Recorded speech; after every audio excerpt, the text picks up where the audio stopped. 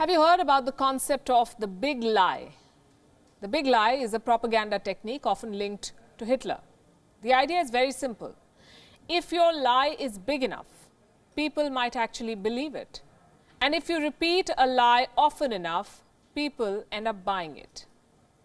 Do you know who's trying to use the concept now? China. In a bid to control the narrative, China is spreading lies and spending money on messaging. The coronavirus outbreak is the biggest challenge the communist regime has faced. China's pro-development image has taken a beating. China's donation diplomacy has backfired. China's lies and supplies have few takers now. So Beijing has launched a PR campaign. It is spending big money to buy good press. On Gravitas tonight, we will expose China's coronavirus propaganda. It's a two-pronged plan, really. It is designed for the digital age. First, use state media outlets to push positive stories. And second, use popular social media websites to push that content. Pay for ads on social media websites. Get more views. China's state-owned media is the vehicle for this propaganda campaign. How do they do it? Well, Stanford University has come up with a new study. The study says that the Chinese state media is actively trying to shape conversations online. The study found that Chinese media is pumping more posts on Facebook. From January this year, there's been a dramatic jump in content that was paid for by the Chinese government, what you call paid news. Here's a revealing example. See how China tried to spin a negative story in its favor. The story is dated February 13th. It was published on China Daily. It says, and I'm quoting, "Good news. A 33-year-old woman infected with novel coronavirus pneumonia gave birth to a baby girl with no infection." It does sound like good news, but it's only half the story. The report did not give the bad news. No infection, it says. This newborn was the youngest person to be tested positive for the coronavirus. The spin doctors chose to bury this. Let me give you one more example. 29th January, CGTN, Chinese state television, said that Wuhan had built a hospital in 6 days.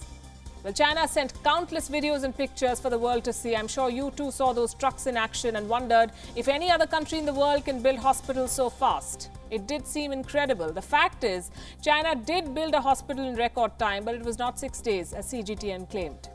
It took 2 weeks. You could forgive the exaggeration, but not something like this. This was perhaps the most shocking attempt to mislead, the death of Dr. Li Wenliang. We've run many reports on him on this show. He was the first whistleblower doctor, the man who tried to warn about the coronavirus outbreak. Dr. Li was threatened and reprimanded by the Chinese officials for speaking out. Later, he contracted the coronavirus himself and he died in February. How did China tell his story? The government's mouthpiece, the People's Daily, put this spin to the story. It said that Dr. Li passed away after quote-unquote an all-effort rescue. It tried to show how the system went all out to save him. No mention of the threats, no mention of the censorship that he suffered. These may appear like small instances, but you have to look at the cumulative effect. It is small stories that construct the big picture. The picture that China wants to portray is that of a government valiantly saving its people and selflessly helping the world. China is already trying to rewrite the history of the coronavirus. It is making sure that its version prevails. We often say that if it's not on social media, it did not happen. Well, China is making sure that its version rules on social media, including here in India. China is spending big money to boost posts. Facebook keeps a record of ads run by major social media pages. So you can verify everything that I'm saying. You can access these pages. The record is called the Facebook Ad Library.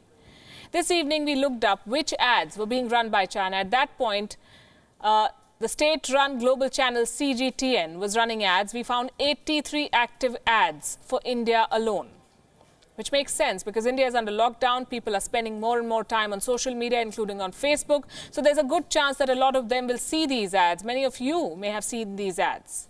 What are these ads? These are basically stories that promote Wuhan, stories that sing praises of China's response to the outbreak.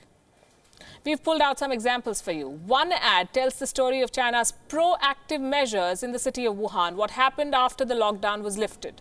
Another says that Wuhan is now quote-unquote open to the outside world. A third one declares that Wuhan's lockdown worked.